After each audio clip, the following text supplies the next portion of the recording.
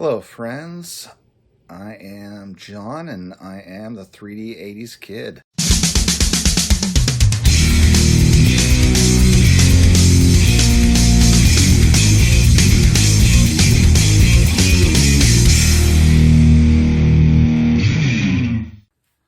Welcome to episode 5. In today's episode, we're going to go on a little side quest. This is a project I worked on during the time period, as I mentioned in episode 1, where I had discontinued my project on collecting the Basketball Hall of Famers. And before I finally found my way to vintage baseball, where I'm journeying today, here I took a little side journey into pop culture. I collected some non-sports cards for the first time ever, and here I'm going to show you a run of cards in chronological order that kind of chronicle the cards that were major items in pop culture during my childhood that actually then have cards attached. So here we go. Hope you enjoy. Hey! Up first, we have the 1976 Topps Happy Days set with, of course, the fawns on the front. And this was a big show for me because in 1977, little 3-year-old me thought the fawn cycle was the absolute greatest Christmas present ever in the history of Christmas presents. So this card here brings back memories of a simpler time in my life. Up next, we've got 1977 Topps Star Wars, and this would be the Darth Vader rookie card. My pick for the greatest movie villain of all time. And the other thing about this is I never thought myself being a trendsetter, but miraculously, I seem to be having some good luck lately where I ended up buying some of these Star Wars cards right before it seemed to be the hot thing. So I did actually not have to experience the uptick in the prices, fortunately for me. But nevertheless, I still ended up opting then, as you can see, with the Luke Skywalker and Han Solo cards. These are actually the cheaper versions. They consider the number 1 card in the set for Luke to be the official rookie card, seemingly for prices. Though, for me, this is the iconic outfit from that movie, as opposed to the Stormtrooper costume he's wearing in card number 1. So, for me, I opted for these cards to add to my collection. Look, up in the sky, it's a bird, it's a plane, it's Superman! Yeah, from 1978, we've got the Superman set. He was the hero of heroes for us here. Me being 4 years old when this movie first came out. He ended up making 3 more sequels with Christopher Reeve there through the 80s. Second one was all right. The third one was not quite so good. And the fourth one, ugh. But he was our hero long before those of us who weren't really into comic books knew anything at all, really, much about Marvel other than maybe some Spider-Man cartoons. So there we go, Superman. Also from 1978 and made by Topps, we've got the Grease set here with Sandy and Danny. Come on, admit it. Almost every single one of you know the songs. I bet many of you, like me, know them by heart. Yes, my mom loved this movie, and so I ended up seeing it many times myself. So I couldn't help but purchasing this card just to remember that. Also, if any of you are fans of the Sammy Thunder channel, that's the music he's playing in that organ in his intro is a song from Grease there, We Go Together. So I'd say there's some fans out there that might not be admitting it. Nanu Nanu.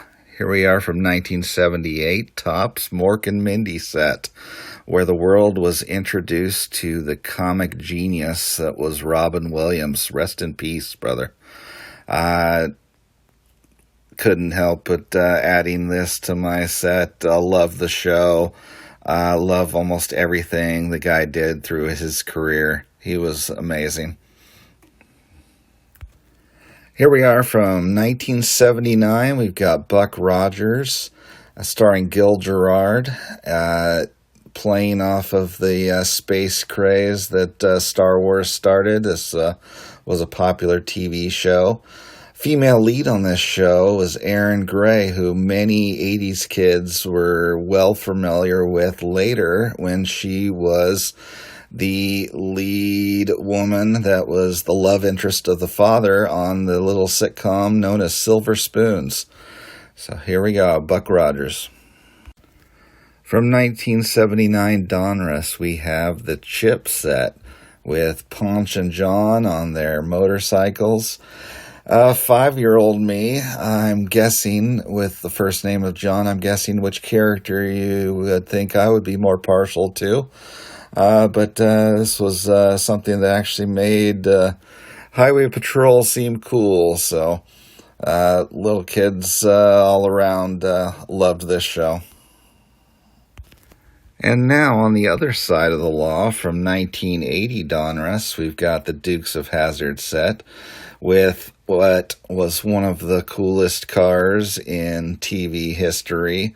Not knowing much of anything about the problematic nature of the roof of that car, but it was a fun, goofy show for a 6-year-old me to enjoy. It was my favorite show at the time.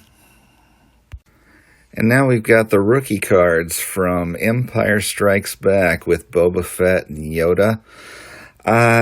This one I know for a fact I actually saw in the movie theater. It's the only time in my life I ever went to the movie theater with my grandmother. Surprisingly for her, that it definitely not a movie that she would have partaken in, but seemed to want to go with me in this case. So these are fun articles to remember that by. Now from 1981 Topps, Raiders of the Lost Ark, our classic hero, Indiana Jones. Fun fact on this one, the first time I ever saw Indiana Jones, we went to a drive-in theater with the family, and I fell asleep probably only about a half hour into this thing because it was the second movie of our drive-in double feature. So I had to see that one later to actually stay awake through it. From 1982 Topps, E.T., we have the classic look right before they took off into the sky. I actually wore this costume a few years back in Halloween with a red sweatshirt jacket and had a milk crate with a handle stuck to it so I could hold it in front of me. And even then with one of my kids' teddy bears wrapped in a towel with the E.T. face printed and then tied on in front of the teddy bear's face. One thing with this card here, with it being so blue, I'm not that knowledgeable on any of these sets. If anybody knows, did I end up with a garbage copy and they're not normally this blue? Or is this a common feature of this set? I have no idea. So if you know anything about it, please let me know in the comments. I'm pretty sure I paid all of like $1 for this card, so it's not a huge deal, but I am just curious. From 1983 Donruss, we've got the Magnum PI set. Here's another show where I didn't care as much about the show as I did about the really awesome car he drove. It was a classic red Ferrari there that lots of kids dreamed about owning someday. And last up for this video from 1983 Topps, we've got Return of the Jedi cards with two more iconic rookies with Jabba the Hutt and the Emperor. At this point, I was fully immersed in Star Wars universe. I had tons of the toys and would have dreamed to have my own lightsaber and X-Wing fighter. This was huge for almost all of us 80s kids. This concludes this trip through some pop culture cards.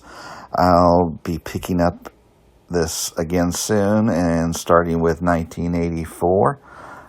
Farewell for now, and we'll see you later.